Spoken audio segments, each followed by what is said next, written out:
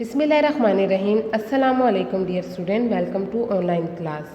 Unit number 4 में हमारे पास टॉपिक है सेल थ्योरी। सेल थ्योरी हमारे पास कहाँ से आती है? जैसे ही माइक्रोस्कोप के स्ट्रक्चर में और हमारे पास माइक्रोस्कोप में डेवलपमेंट होती गई, तो जो सेल ऑफ ऑर्गेनिज्म होते हैं उसको भी डिटेल से स्टडी करते गए।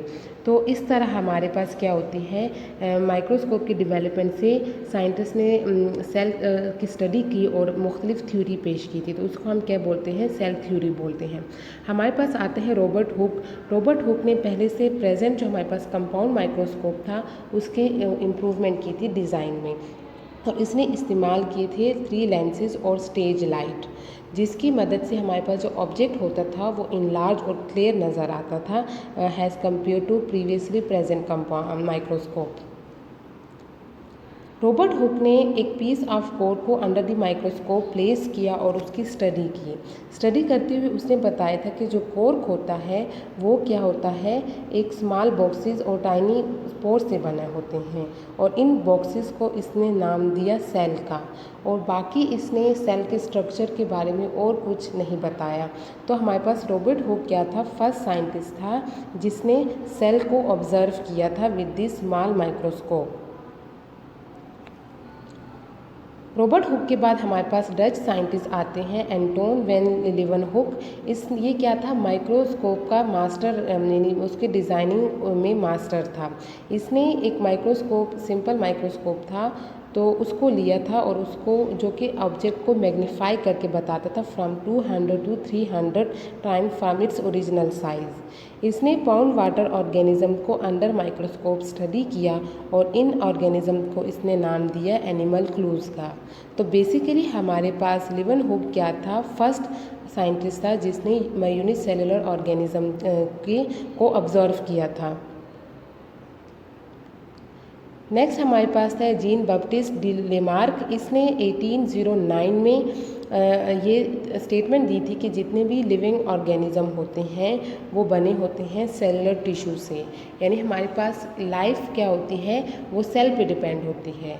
तो सेल हमारे पास क्या होती है? लाइफ तभी एग्जिस्ट करेगी जब वो ऑर्गेनिज्म सेल से बने होते हैं। सेल के बगैर लाइफ एग्जिस्ट नहीं करेगी।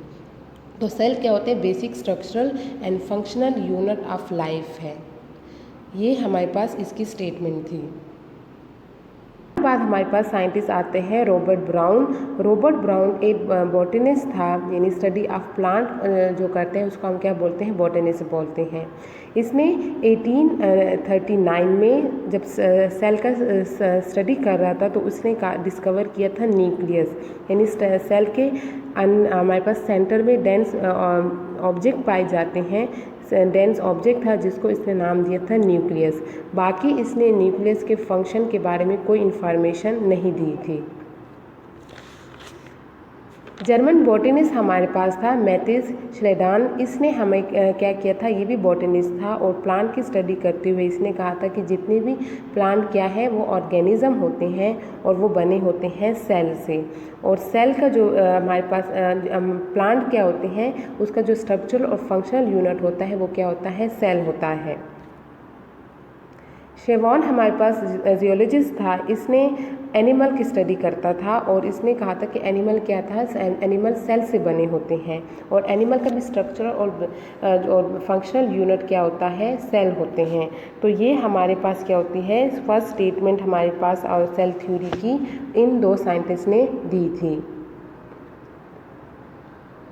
रुडोल्फ विर्को हमारे पास था। इसने हमारे ये साइंटिस्ट था, जर्मन था, और इसने एक स्टेटमेंट दी थी उमनी सेलुला ई सेलुला, यानी इसका ट्रांसलेशन क्या है कि हमारे पास जितने भी सेल होते हैं वो कहाँ से आते हैं? सेल से आते हैं, यानी सेल हमारे पास जो प्री एग्जिस्टिंग सेल से बाय डिवीज़न आते हैं। यानी ये हमारे पास एक सेल है, जब इसकी डिवीज़न होती है तो हमारे पास 2 न्यू सेल बनते हैं। तो ये सेल हमारे पास कहाँ से आए हैं? पहले से प्रेजेंट सेल से आए हैं। स्पॉन्टेनियसली कोई सेल हमारे पास नहीं बनता। लुईस पास्चर हमारे पास था। इसने 1962 में एक्सपेरिमेंटली प्रूफ किया था विर्को का जो आइडिया था कि एवरी सेल हमारे पास जो ऑल सेल होते हैं वो कहाँ से आते हैं, प्री एग्जिस्टिंग सेल से आते हैं।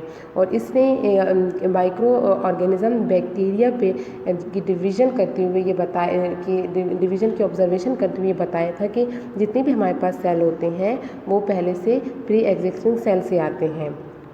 तो मॉडर्न सेल थ्योरी के हमारे पास 3 स्टेटमेंट आते हैं। पहले स्टेटमेंट हमारे पास ये है कि जितने भी लिविंग ऑर्गेनिज्म होते हैं वो क्या सेल से बने होते हैं। और सेल हमारे पास लिविंग ऑर्गेनिज्म का क्या है, स्ट्रक्चरल और फंक्शनल यूनिट है। और सेल कहाँ से आते हैं, प्री एग्जिस्टिंग सेल से आते हैं बाय डिवीजन से। यानी कोई सेल खुद नहीं बनता बल्कि हमारे यानी हमारी बॉडी में भी जो सेल होते हैं तो जब डिवीजन से न्यू सेल बनते हैं, स्पॉन्टेनियसली कोई सेल नहीं बनता।